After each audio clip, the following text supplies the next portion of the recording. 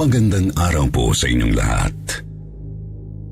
Ang kwentong ating mapapakinggan ngayon ay tungkol sa mga kababalaghan sa eskwelahan. Karamihan sa atin ay alam na ang isa sa mga lugar na puno ng hindi maipaliwanag na pangyayari ay ang eskwelahan. Marami talaga ang mga nakakatakot na kwento sa mga ganitong lugar na akala natin ay hindi pwedeng mangyari pero totoo palang nagaganap. Maraming kwento ang mga naging eskwelahan natin na ang iba ay itinatago pa. Pero ilan sa atin ay nakararanas ng kababalaghan. Mayroon din ba kayong kwento tungkol sa pinanggalingan ninyong school? Ipadala nyo na sa amin upang ating mabasa. Mayroon tayong dalawang istoryang mapapakinggan. Ang unang kwento ay ipinadala ni LA, 34 years old. Estudyante sa ilalim ng puno.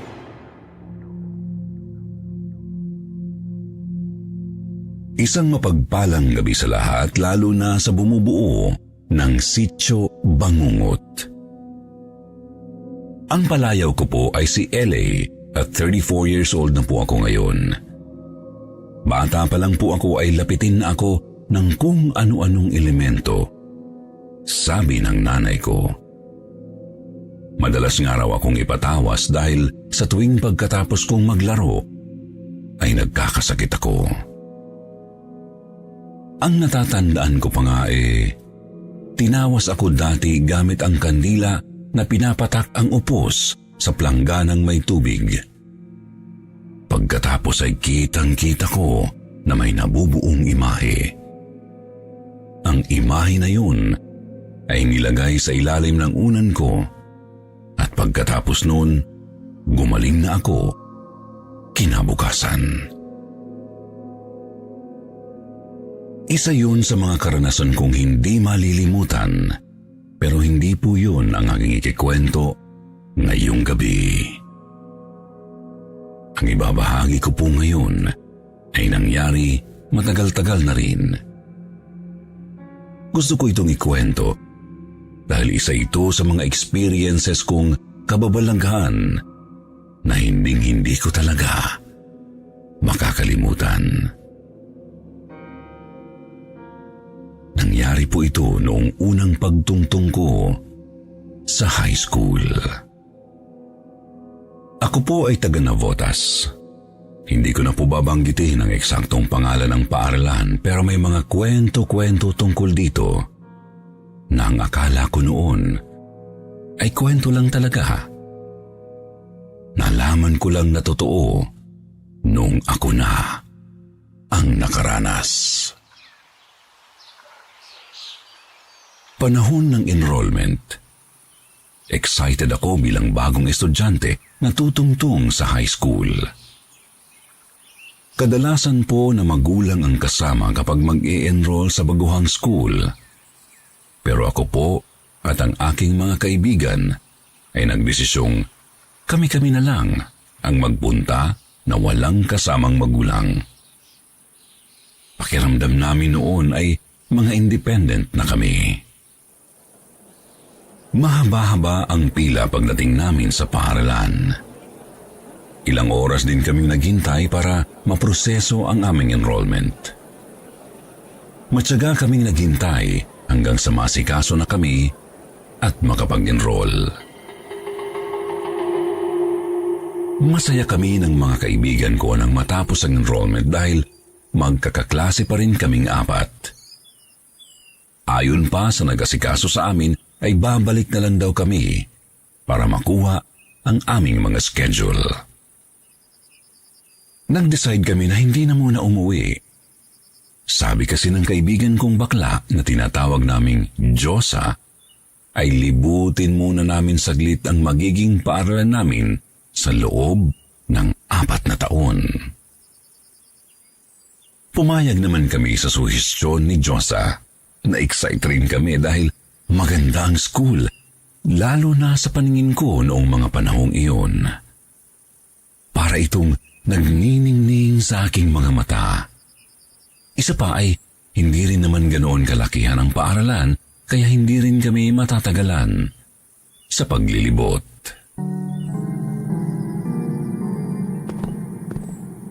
Lagpas kalahating oras din ang inabot namin para matapos ang pag-iikot sa buong school. Dahil sa pagod sa pagtayo at paglakad, ay nag-decide na magbanyo ang mga kasama ko. Ako naman ay nagpaiwan sa pasilyo at tumanaw lang sa mga estudyante sa ibaba. Nasa second floor kasi kami noong mga oras na iyon. Hindi na ako sumama magbanyo dahil hindi naman ako naiihi. Isa pa ay kilala ko kung gaano katagal magsipagbanyo ang aking mga kaibigan. Parang ginagawa nilang dressing room ang banyo dahil kung ano-ano pang kolorete ang kanilang nilalagay sa mukha. Hindi naman kasi ako ganoong tipo ng babae. Hindi nga ako nagpupulbo eh. Ayaw na ayaw ko na may nilalagay sa mukha ko bilang pampaganda. Kahit nga hikaw ayaw ko eh. Habang hinihintay silang tatlo na matapos magbanyo, ay minasdan ko sa ibaba ang mga estudyanteng abala sa pagpapa-enroll. Saglit din akong napaisip kung sino-sino sa mga estudyanteng yun ang magiging bago kong kaklase. Hanggang sa maagaw ng atensyon ko ang isang lalaki na mag-isang nakatayo sa tabi ng punong hindi ko alam ang pangalan. Hindi ganoon kalayuan ang puno sa building na kinaroroonan ko, kaya mabilis ko lang siyang napansin. Nakatingin na siya sa akin bago ko pa siya nakita, at nang magtama ang aming mga mata, ay ngumiti siya sa akin. Hindi ko rin alam kung bakit, pero sinuklian ko rin siya ng ngiti. Maputi siya. Matangkad at gwapo, as in gwapo talaga na parang artista. Nagtaka lang ako dahil naka-uniforme na siya. Napatanong tuloy ako sa isip ko noon na excited ba siyang pumasok sa school? Kumaway siya sa akin kaya naman ginantihan ko rin siya ng kaway. Nagkatitigan pa kami ng matagal at pagkatapos ay ngumiti na naman siya. Kinilig naman ako dahil doon, kaya bilang ganti ay nag-flying kiss ako. Pagkatapos kong gawin yun, ay bigla akong namula sa hiya. Saka ko lang kasi na-realize na kalandian ang aking ginawa. Hindi naman ako ganoong klase ng babae.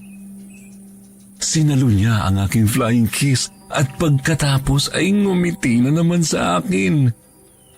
Hindi ko alam pero sadyang nakakahumaling ang mga ngiti niya para akong ginagayuma. Dumating nga sa punto na bababa na sana ako para puntahan ang gwapong lalaki pero biglang nagdatingan ang aking mga kaibigan. Nag-aya silang kumain at nang saglit kong lingunin ang gwapong lalaki, ay wala na ito sa ilalim ng puno. Hinanap ko siya habang palabas kami ng school, pero hindi ko na talaga nakita. Noong kumakain na kami ng banana Q sa tapat ng school, nakita ko na naman ang gwapong lalaki sa kabilang kalye na tapat mismo ng gate ng paaralan. Kumaway at ngumiti sa akin kaya gumanti rin ako. Nang mapansin ako ng aking mga kaibigan, ay tinanong nila ako kung bakit ako nakangiti at kumakaway. Tinuro ko naman ang gwapong lalaki, pero nawala na naman ito. Dahil doon ay kinantsawan ako ni Diyosa at sinabihang nangangarap ng gising. Napakibit-balikat na lang ako habang ninangata ang banana Q. Pagkatapos naming kumain ay nagkayayaan ng umuwi ang lahat. Dahil iisa lang ang lugar ng mga kaibigan ko na taliwas sa direksyon ng bahay namin, ay mag-isa akong naglakad pa uwi. Habang tinatahak ko ang daan pa uwi ng bahay, nakita ko na naman ang gwapong lalaki na nakatayo sa tapat ng tindahan sa kabilang kalye. Nakangiti siya at kumakaway sa akin. Patawid na sana ako para lapitan siya, pero nang may dumaang sasakyan, bigla siyang nawala. Doon ko na naunawaan na hindi normal ang nangyayari. Bigla akong kinilabutan at nilamig na mapagtanto ko ang lahat, kaya patakbo at nagmadali na akong umuwi ng bahay. Kinagabihan ay inapoy ako ng langgam. Lahat ng kinakain ko ay isinusuka ko rin para kasing umiikot ang aking sikmura. Hindi ko rin maunawaan ang aking pakiramdam. Pinilit ako ni Mama na pakainin para makainom ng gamot, kaya ginawa ko naman. Dahil doon ay saglit na nawala ang aking lagnat. Pero pagsapit ng 12:00 ay inapoy na naman ako ng lagnat. Pakiramdam ko nga ay sobrang init ng aking katawan, pero nilalamig naman ako. Hindi rin ako mapakali dahil pakiwari ko ay may kung ano na naghihintay o nag-aabang sa akin, kaya silip ako ng silip sa bintana namin kahit 10 oras na ng gabi. Sa huli kong silip sa bintana ay nakita ko na naman ang gwapong lalaki. Kumaway ito at ngumiti ulit sa akin. Pero hindi ko na ikinatuwa ang pagkakataong iyon. Tila nanginig ang aking kalamnan, dala ng matinding takot, hanggang sa bigla akong napasigaw dahil ramdam na ramdam kong nakatayo na siya sa tapat ng pintuan ng aming bahay. Yun na lang ang natatandaan ko dahil ayon kay Mama ay parang nawala na raw ako sa sarili noong oras na yun, kaya pinatawag na niya ang kakilala naming albularyo. Ayon sa kwento ni Mama sa akin, sigaw na ako ng sigaw at takot na takot.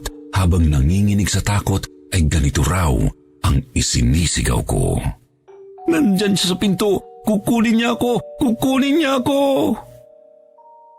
Sabi ni Mama, ayon daw sa albularyo, ay may isang klase ng elemento na nakaagaw ng atensyon ko nung ako ay nagpa-enroll sa school.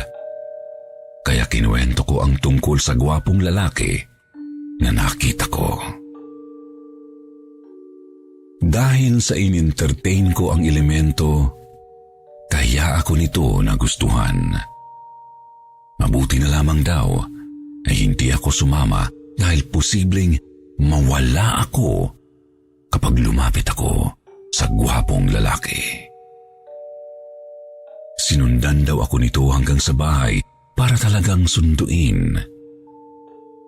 Mabuti na lamang din daw ay malakas ang aking kaluluwa at lumalaban. Actually ay hindi ko yun maintindihan hanggang sa ngayon, pero nagpapasalamat pa rin ako sa Diyos. Pinayuhan si Mama ng albularyo na palagi akong magdala ng pulang bagay kapag nasa school. Kaya nang magsimula ang pasukan, ay pula ang aking bag at panyo. Magmula noon ay hindi ko na nakita pa ang gwapong lalaki. Nag-iba na rin ang paningin ko sa paaralan. Hindi na ito parang nagniningning. Isa na lang itong makaluma at ordinaryong eskwelahan. Salamat sa Diyos dahil ngayon po ay hindi na ako nakaranas ng mga ganoong bagay. Pero ang anak ko naman ang madalas maka-encounter. Hanggang ngayon ay inoobserbahan ko ang aking anak dahil madalas siyang makakita ng kung ano-ano at ikinikwento sa akin. Gaya ng bilin noon sa akin ay hindi maaaring walang pulang bagay na suot ang aking anak. Pangontra raw kasi ang kulay pula sa mga elemento.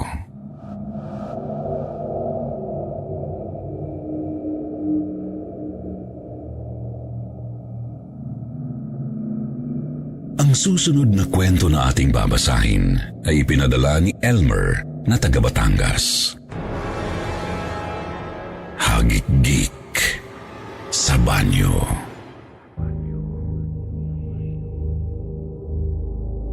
Kumusta po kayo lalo na sa inyo, Sir Jupiter? Naninirahan po ako ngayon dito sa Batangas at may maliit na negosyong palaisdaan. Ang aking pong kwento ay nangyari noong ako ay nasa kolehiyo pa lamang. Ang pinanggalingan kong eskwelahan ay hindi ganun kalawak pero mataas ang standard ng aming paaralan. Ang isang building ay mismong classroom at ang isa naman ay boarding house ng mga estudyante. Isa ako sa mga nagbo-board dahil malayo ang paaralan sa aming bahay. Scholar din kasi ako at student assistant. Sa buong unang taon ko rin sa paaralang iyon, ay nakuha agad ako bilang auditor ng Student Body Council. Mahigpit ang aming paaralan lalo na sa mga katulad kong doon namamalagi at may katungkulan, kaya naman hindi kami basta-basta nakakalabas. Seminarista kasi ang may-ari nito, kaya mayroon kaming curfew.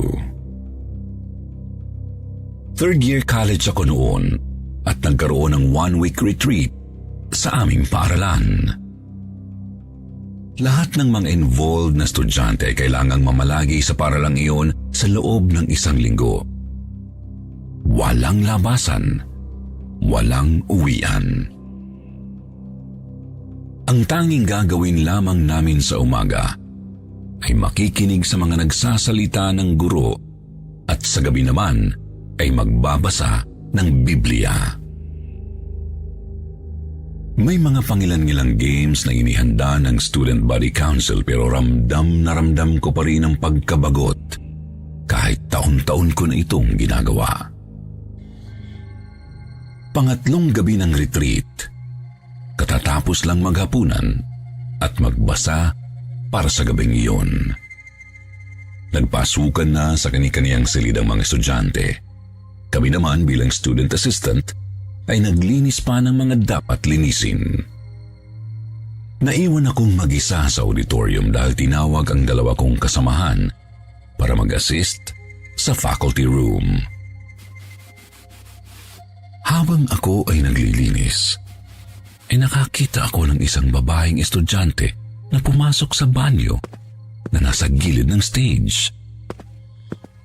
Agad ko iyong sinundan para pagsabihan na bumalik na sa kwarto kung saan siya naka-assign.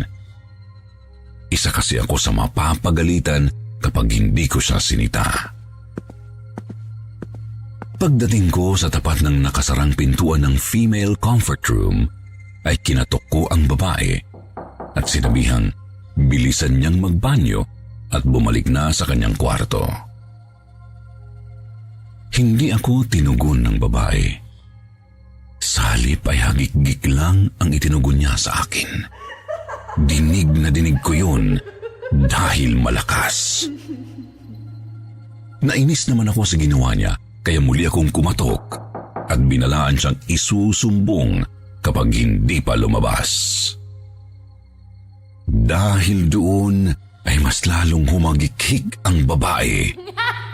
Mas lalo naman akong nainis kaya binalak kong hawakan ang doorknob para sa nabuksan. Pero bigla namang napadaan doon ang isa sa kasamahan kong student assistant na itatago ko na lang sa pangalang Nell. Tinanong ako ni Nell kung anong ginagawa ko roon. Kaya sinabi ko naman na may tao pa sa loob. Nagtaka naman siya dahil ayon sa kanya, kanina pa niya nilock ang mga comfort room sa bahaging yun. Pero ipinagpilitan ko pa rin na may tao sa loob Sinabi ko pa nga kung paano ako tawanan ng babae na ikinainis ko.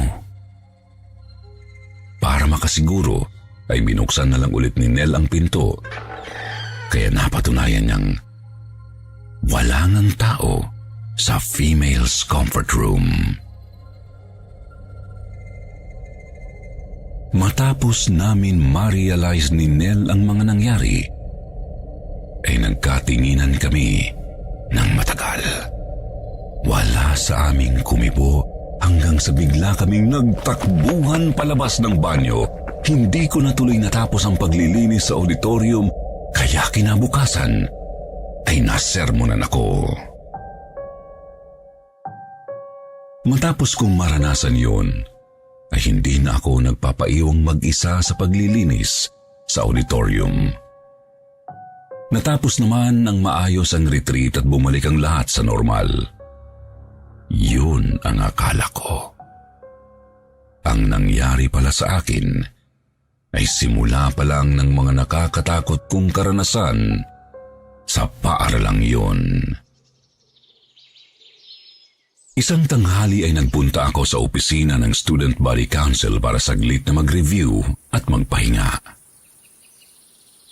Naabutan kong may tao sa banyo dahil dinig kong nakabukas ang gripo at may nagbubuhos. Naisip kong vice president namin yon dahil siya lang naman ang mahilig maligo roon, kaya hindi ko na pinansin. Binuksan ko ang ilaw dahil madilim doon kahit umaga. Kinuha ko ang mga gamit sa bag saka inilagay yun sa table. Inon ko rin ang electric fan at itinapat sa akin bago umupo. Nagsimula na akong mag-review. Ilang minuto ang lumipas ay nag-andap-andap ang fluorescent light.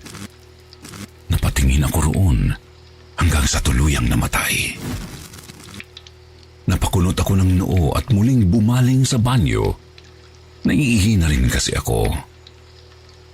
Lumapit ako sa pintuan at tinanong ang kung sino mang naroon at kung matagal pa ba siya. Nang marinig ako ng nasa loob ng banyo na nagsalita, ay tumigil ang nagbubuhos, pati ang ingay ng gripo. Naisip kong baka pinatay na kaya nagsalita ulit ako ng paihi. Bigla akong kinilabutan sa hagik-hik na tugon ng nasa loob ng banyo.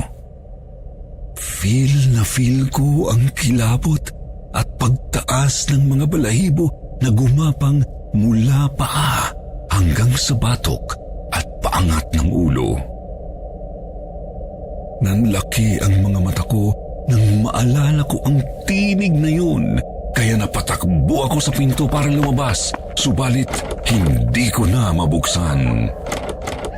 Ang mahinang hagik-gik ay paunti-unting lumakas hanggang sa nagbago ang tinig ng babae, tila naghahalo-halong tinig.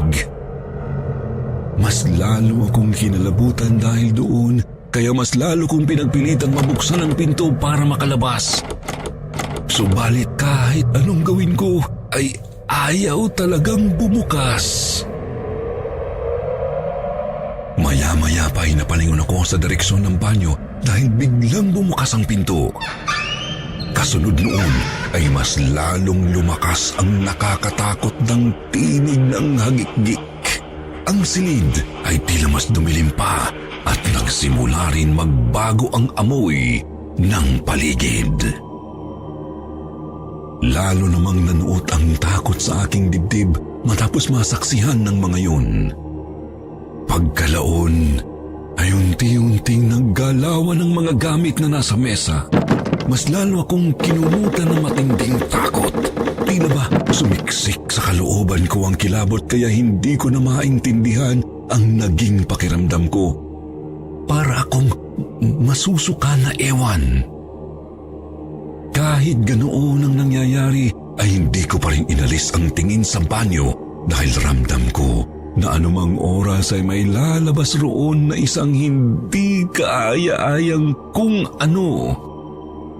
mas lalo akong napaniwala na totoo ang mga bagay at nilalang na hindi pangkaraniwan. Dahil hindi ko na mabuksan ang pinto, kaya kinalampag ko na lang ito ng ubod lakas habang sumisigaw ng tulong sa abot ng aking makakaya at sagad sa lalamunan. Nagpatuloy naman ang nakakakilabot na hagikik hanggang sa mawalan na lang ako ng lakas dahil sa sobrang takot.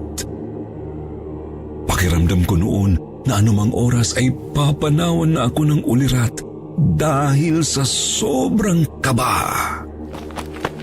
Tumakbo na lang ako sa isang sulok para magtago habang nakatanaw pa rin sa banyo.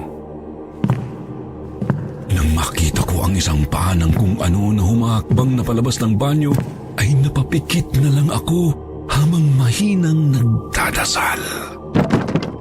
Ang mga gamit ay bigla na lang nagkalampagan kasunod ng malademonyong sigaw na kanina ay hagik-gik lang. Napatakip tainga ako dahil doon. Kasunod noon ay nadinig ko ang isang tinig at malakas na kalampag mula sa labas ng silid. Nang mabuksan ang pinto, ay naabutan ako ng aming presidente na nakayuko sa sulok habang takot na takot. Sa isang iglap din ay nawala na ang lahat ng nakakakilabot na bagay kani-kanina lang. Nang tanungin nila ako, ay bigla na lang akong napaiyak. Matapos ang pangyayaring yun, ay pansamantala akong umuwi ng bahay. 1 linggo akong hindi pumasok dahil sumama ang aking pakiramdam dahil sa nangyaring iyon. Dinala ako ng aking magulang sa isang espiritista at napag-alaman naming napaglaruan ako ng isang maligno. Matapos akong ipanalangin ng espiritista sa lengguaheng hindi ko maintindihan, ay gumaan na ang pakiramdam ko kinabukasan. Binigyan din ako ni Mama ng rosaryo na nabasbasan daw sa isang simbahan sa Pangasinan. Hanggang ngayon ay suot-suot ko pa rin ito. Matapos ang karanasan ko noon sa paaralang iyon ay nabansagan ako ng aking mga kakilala bilang isang weirdo. Dahil din sa nangyari ay madalas na akong makaramdam ng kung ano-ano at makakita ng mga hindi pangkaraniwan. Nang tanungin ko ang isang kakilala na may alam sa mga ganitong bagay, ay sinabi niya na posible raw na nabuksan ang aking third eye pagkatapos kong mapaglaruan ng maligno. Ngayon ay hindi ko na lang pinapansin ang mga nagpaparamdam at mga nakikita kong mga hindi pangkaraniwan. Pero kung minsan ay nagugulat pa rin ako, lalo na kung biglaan. Sa ngayon ay katulong ko ang aking asawa sa maliit naming negosyong palaisdaan. Yun lang po ang aking kwento at sana ay inyong naibigan. Maraming salamat ulit sa Sitio Bangungot Channel dahil sa pagkakataong ito na maibahagi ko ang aking kwento. Dalangin ko na mas pagpalain pa ang inyong channel para mas marami pa kaming kwentong kababalaghan na mapakinggan.